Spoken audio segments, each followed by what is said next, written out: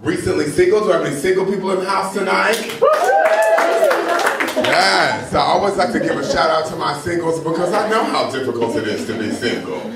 You know, I went through a really bad breakup not too long ago. I lasted 6 months being single and couldn't handle it anymore. So then I just started dating myself. And tonight's date night at a comedy show. But you know, I'm at that point in the relationship where the sex is trying to get a little bit stagnant. Things are getting a little bit stale. It's boring. So I've decided to add a little bit of spice to the life. So now I've added a little bit of foreplay to my masturbation sessions. You know, I get butt-ass naked. I light a candle. And I look at myself in the mirror like, hey, sexy. Can't nobody satisfy you like I can. You know, to say that I'm bad at dating would be quite the compliment, because the truth of the matter is that I really don't even know how to do that shit. You know, I recently downloaded Tinder, and after swiping left through every single eligible bachelor in the San Francisco Bay Area, I celebrated. Because I thought I had beat the high score, you know? In-person dating is not going well either. I have a really tough time dating other openly gay black men. You know, and it's not because I don't enjoy like a big black dick, or like a fat black ass, you know? Oh, no, that couldn't be further from the truth. The real issue is that there's only like 7 of us.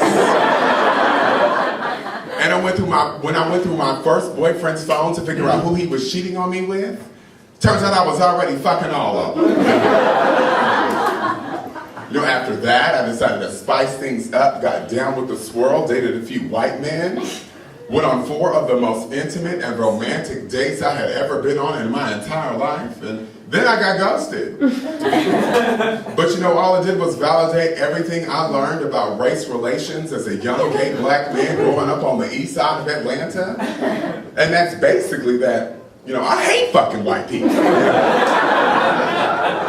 And now I know that that's both literally and figuratively.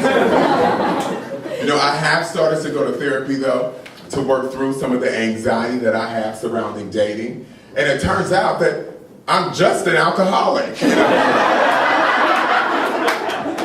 It's been such a good breakthrough. Such a good breakthrough. Because now I'm working with a therapist. We're coming up with language that's far more compassionate. I'm learning to be more empathetic towards myself and to stop beating myself up so much. So now in our sessions, all we do is talk about all the positive things that alcoholism has brought into my life. You know, like over the last 2 months, I've lost over 20 pounds. And if it wasn't for the supportive network of drunks that I surround myself with, I never would have been introduced to cocaine, you know? I mean, who knew a post-nasal drip was both delicious and nutritious, you know? Like my therapist encouraged me to go. I like that one too. My therapist encouraged me to go dry for January. She was like, Marcus, it's a new year, new you. Why don't you start off right? And so I did it. You know, I went 31 days without a drop of alcohol. But you want to know what the best part about that 31-day detox was?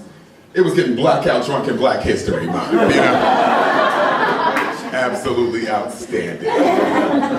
You know, now that the detox is over, I'm happy that it's over. Because I've been able to reintroduce wine into my diet. I'm a big wine drinker. But you know, now that I'm drinking wine again, I'm starting to realize how completely heteronormative the language surrounding wine is, right? There's always some hetero bartender, usually a white male behind the bar, talking to me about how the red that he likes is sweet and sassy. Or how he likes a rosé that's feminine and floral.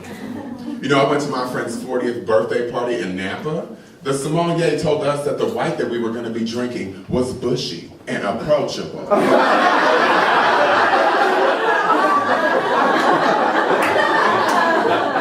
Well, I think that's a bunch of fucking bullshit. You know? And I like to add a little bit of homonormativity to the wine industry. So, you know, whether I'm at a bar or at a vineyard, I let them know that the red that I want is stiff and erect. You know? I like a rosé that's veiny and bulbous. You know? My personal favorites are the whites with long legs and nutty finishes, you know? I like those a lot. You know, comedy is my passion. It's what I would love to do with the rest of my life, but I actually am a career man. I have a day job. I'm actually a structural engineer. Yeah, it's true. Believe it or not. My office is on the penthouse suite of a skyscraper in the San Francisco Financial District.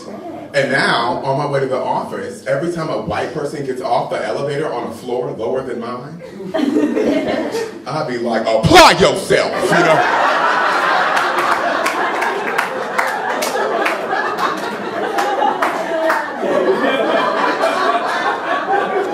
You know, I don't do it because I hate white people or because I enjoy frightening you.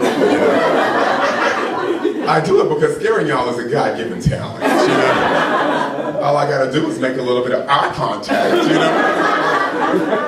But you know, I'm not gonna lie. There is a part of me that loves exploiting white fragility. And that's exactly why I take casual carpool to work, you know? You know, I hop in the passenger seat, I buckle my seatbelt, and as soon as the car gets to moving, I look over at that white female driver, and I'm like, this is a motherfucking sticker! But then I'll be like, nah, sis, just playing. Good morning. All right, I'm Marcus Williams. Thank y'all so much.